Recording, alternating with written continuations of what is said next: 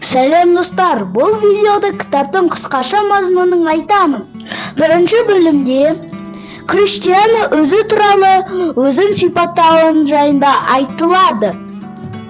Маған Криштиану Роналду болған ұнайды, маған істегенім ісім, өмірім ұнайды, мен бақыттымын. Мен өз мүмкіндіктеріме сенемін, және әрқашан сенгенмін. Менің айналамда көптеген өсектер мен өтіріктер бар. Бұл атақтандықтың құны. Мен қарапайым жігітпін. Менде басқалар сияқты сезімдер бар. Бала кезімде Лиссабонда тұрғанда мен күнде жылайтынмын. Ал бүгінде көп жыламаймын. Қуанышты да, қайғыдан да жылау жақсы. Көз жасы бұл өмірдің бір бөлігі. Екінші бөлімде Роналду телеарналарға берген сұхбаттарының үзінділері айтылған. Менің гол соғу техникам ешқашан ашпайтын құпия. Мен тек қай жақтан жақындайтынымды ойлап, қақпа сызығына және қорғаушыларға қарап сосын допты теуіп жіберемін.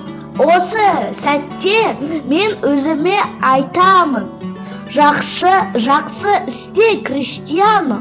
Менің әлсіз жерім білмеймін. Мен барлық деңгейде ең жақсы болуға тырысамын. Физикалық тұрғыдан ғана емес, сонымен қатар психикалық жағынан да. Мен басқалардан артық жұмыс істеймін деген аспект ойым жоқ. Мен тек күшті болғым келеді. Үшінші бөлім қарлығаш. Бір жағынан менің бақытты балалық шағым өтті. Екінші жағынан бұл ерекше болды. Өйткені мен отбасымды тастап 12 жасымда Лиссабонға көштім деп басталады. Криштиану Роналду Дус Сантус Авейру есімін ақш-тың сол кездегі президенті Рональд Рейганның құрметіне қойылыпты. Балалық шағында Андориньо, Национал, Фуншал, Спортинг клубтарының жастар командасында футбол ойнауды үйренді. Балалық шағы, мектебі, лақап аты туралы осы бөлімде айтылады. Криштиану Роналду Португалияның Мадейра аралында, астанасы Фуншал қаласындағы Санто-Антонуе жұмысшы кварталдарында дүниеге келген. 1985 жылы 5 ақпанда сейсенбі күні 10:20-да Круз де Карвальо перзентханасында өмірге келген. Әкесі Жозе Даниша Авейру қарапайым бағбан болған. Анасы Мария Далерош Дус Сантус Авейру аспаз болып жұмыс істеді. Криштиануның ағасы және 2 әпкесі бар. Ағасы Уго және әпкелері Эльма мен Катия. Бірде Рождествоға радио басқарылатын автомобиль сыйлаған. Бірақ ол доппен ойнауды таңдады. Ол доппен ұйықтайтын, қайда барса да доп қасында деп. Өкіл әкесі Фернан Созы есіне алды. 6 жасында бастауыш сыныпқа жергілікті Барейруш мектебіне барған.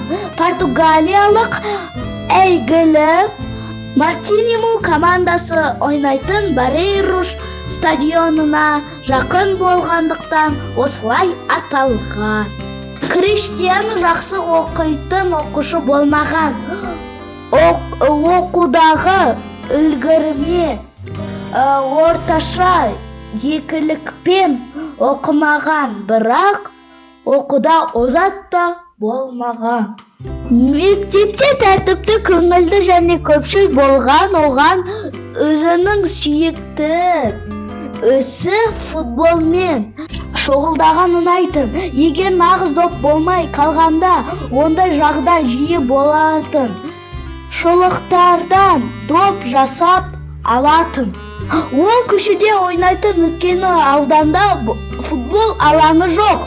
Әсіресе Киндаду Фалкан көшесінде ойнау қиынға түсетін.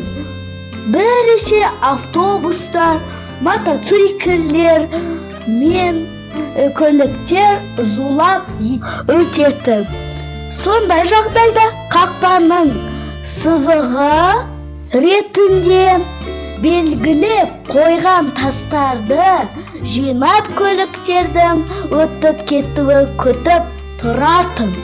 Балалар достарының немесе үйлер командаларының арасында маңызды матчтер ұйымдастыратын, оларды ойындары ешқашан бітпейтін. Доп көшесінің бағына түсе ғана тынығатын.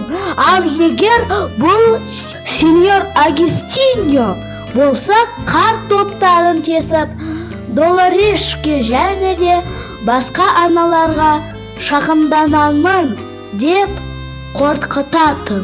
Көше мен лифт жақтасы оның алғашқы жаттығу алаңы. Дәл сол жерде тротуар аралығының көлік пен жолдың арасында балалар мен ересектермен ойнап отырып, Роналду кейінірек оны тамаша футболшы ететін және оның ойын стилінің бір бөлігі болатын әдістерді үйренеді. Ол көшеде бір күн бойы доппен ерекше трюктарды жасаумен өткізетін.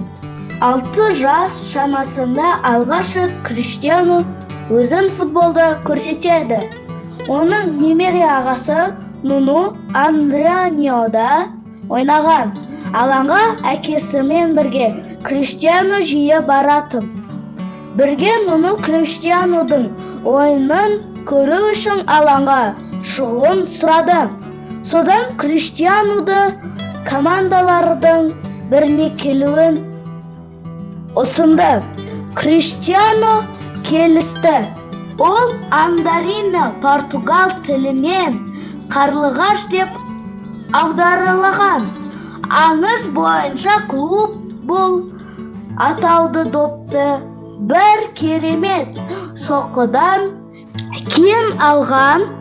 Сол соққының соңынан бір доп қарлығаштар аспанға ұшып кеткен.